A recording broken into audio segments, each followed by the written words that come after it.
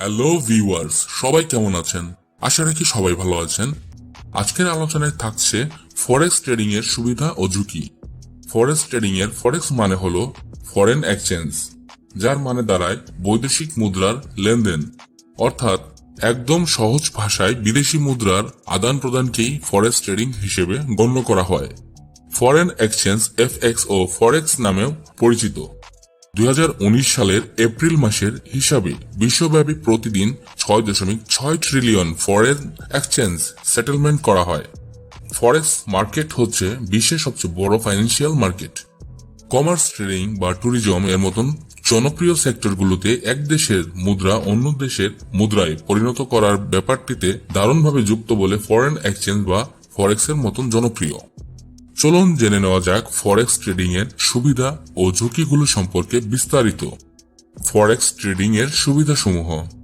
Forex trading কেন করব বা ফরেক্স কেন করব, এইসব যদি হয় প্রশ্ন, সেক্ষেত্রে উত্তর সমূহ যে কাউকেই স্বভাবতই ফরেক্স ট্রেডিং এর দিকেই আকৃষ্ট করবে। প্রথমত, বর্তমানে ফরেক্স ট্রেডিং করতে অনেক ধন সম্পদের মালিক হওয়ার দরকার পড়ে না।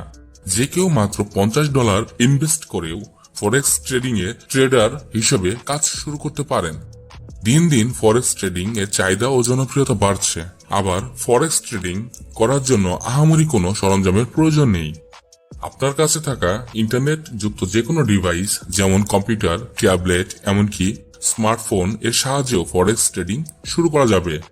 একটি মোবাইল দিয়ে আয় করার উপায় হতে পারে forex trading. Forex trading market এর ক্ষেত্রে একটি অসাধারণ ব্যাপার হলো কেউ সহজে এই বাজারকে ম্যানিপুলেট বা নিজের ইচ্ছা মতো ওঠানামা করাতে পারে না। ফরেক্স ট্রেডিং মার্কেটে যেহেতু আহামরি দামের ওঠানামা হয় না, সেক্ষেত্রে ট্রেডার যদি ক্ষতির সম্মুখীন হন, সেক্ষেত্রে পরে আবার লাভ করতে বেশি সময়ও লাগবে না। আবার গ্লোবাল মার্কেট হওয়ায় বিশ্বের যে কোনো স্থান থেকেও ট্রেডিং করা যায়। পাশাপাশি এই মার্কেটে কোনো স্বত্বাধিকারী না থাকায় সরাসরি কেনাবেচা করার স্বাধীনতা রয়েছে। আপনার কাছে যদি সময় আর ফরেক্স ট্রেডিং সম্পর্কে যথেষ্ট জ্ঞান থাকে, সেক্ষেত্রে ফরেক্স ট্রেডিং করে আর্থিকভাবে সফলতা অর্জন করা সময়ের ব্যাপার মাত্র। ফরেক্স ট্রেডিং এর ঝুঁকি। ফরেক্স ট্রেডিং এর ক্ষেত্রে ঝুঁকি থেকে যায়। আমরা আগেই জেনেছি যে ফরেক্স ট্রেডিং মার্কেট প্লেসে সবসময় ওঠানামা করতে থাকে। সেই কারণে ফরেক্স ট্রেডিং সম্পর্কে পুরোপুরি ধারণা না নিয়ে এই ব্যবসায় নামা উচিত নয়। তাই যদি কেউ ফরেক্স ট্রেডিং শুরু করতে চায়, সেক্ষেত্রে অবশ্যই ফরেক্স ট্রেডিং এর খুঁটিনাটি সম্পর্কে ভালোভাবে বিস্তারিত জেনে নিতে হবে। ধন্যবাদ সবাইকে ভিডিওটি মনোযোগ দিয়ে দেখার জন্য।